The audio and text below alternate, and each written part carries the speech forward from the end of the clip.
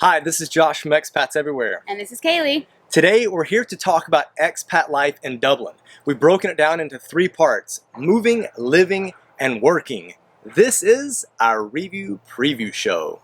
Welcome to our review preview show. We're working through the alphabet on the cities that you voted on and want to know more about as an expat. So we've done Athens for A, Budapest for B, and Cairo for C. And today we're going to be giving you information about Dublin.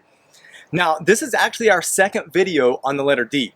Last week, we put out a video about Dubai. Dubai and Dublin were so close with your votes and comments, so we wanted to get you information about both. So if you haven't seen the video on Dubai from last week, make sure you look in the description below and check it out. As usual, for our review preview shows, we will continue giving shout outs to those of you who commented on YouTube and Instagram, as well as reviewing our channel's past videos and previewing the upcoming video. Our review preview shows normally drop every other Thursday, with the exception of the letter D, since it was so tight. And our expat interviews and other videos will drop on Sundays. For the letter D, our community tab had the cities Dallas, Delhi, Doha, Dubai, and Dublin. Dubai actually finished with 42% on the poll and Dublin with 32%, but both Dubai and Dublin received votes through the comments, so pretty much they were tied. That's why we wanted to do both. Delhi and Doha had 10% and Dallas had 6%, but let's get started with Dublin. We will give you information about moving to, living in, and working in Dublin. Dublin has a river running straight through the center of it called the River Liffey. That gives it the north side and the south side districts. About 500,000 people live within the city limit, but many more people live on the outside in the suburbs. And get this, in the past, it was known that the working class lived in the northern side and the upper middle class lived in the south side. This division isn't as common today, but you might still hear about it. So what draws lots of expats to Dublin? One big reason is the tech industry. There are several tech firms located in Dublin, so if that's the field you're in, Dublin would be a great place for you to live. Trinity College is right in the heart of the city as well, so if you want to study, Dublin's also an option. Let's talk about your visa.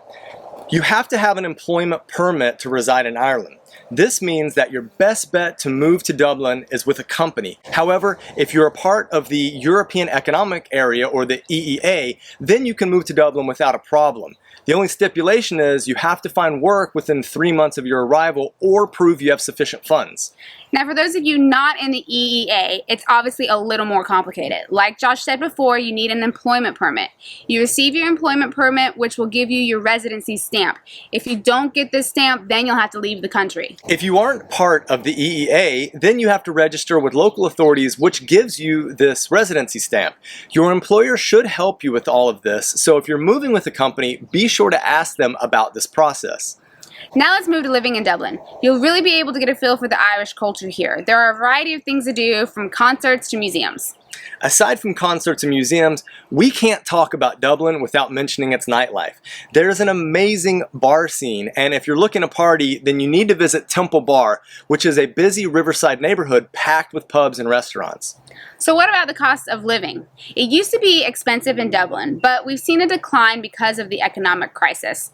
A one-bedroom apartment in the city center will cost you around 1,200 euros a month. That's right, and groceries and healthcare can be a bit pricey. A meal at an inexpensive restaurant is around 15 euros, while a 3-course meal for 2 at a mid-range restaurant is around 60 euros. Dublin doesn't have a metro, but it does have buses, trams, and the Dublin Area Rapid Transit, or the DART. DART! There's also a suburban rail called the Commuter. Expect to pay around 3 euros for a one-way ticket within the city, or 130 euros for a monthly pass. I think that's a bit expensive. Yeah, I think it is too. Dublin isn't super big and spread out though, so walking or riding a bike are 2 great options.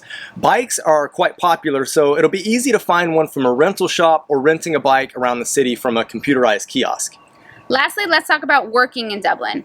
As we said before, the tech industry is big there. This is due to good taxation legislation, so lots of companies and expats are flocking to Dublin for work. And unless you have lived under a rock, you know about these companies. A few big companies in Dublin are Amazon, eBay, Google, and Microsoft. These are great companies to work for, especially in an exciting city.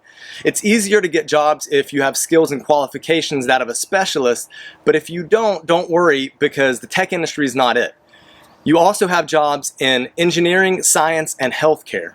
You'll want to make at least 30,000 euros a year, not just to live, but to suffice for your employment pass. It's better if you earn closer to 60,000 euros though for living. Check online for job postings. You can go through websites such as Monster, Jobs in Dublin, or jobs.ie. That's all for Dublin. Let us know in the comment section below if you're considering moving to Dublin or if you're already an expat there. And if you haven't already, be sure to hit the subscribe button and the notification bell to stay up to date on what's happening in the world of expats everywhere.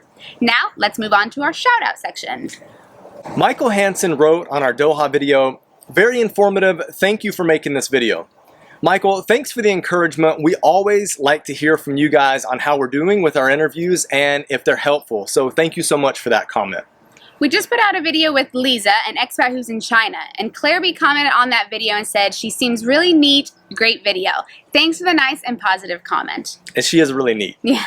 Lastly, we had a really funny comment on our Budapest video with Charlie. Spencer G wrote, "Conan O'Brien's brother." That's hilarious that you pointed that out. We hadn't actually noticed that before, but it really made us laugh when we saw your comment. Yeah, it's really funny.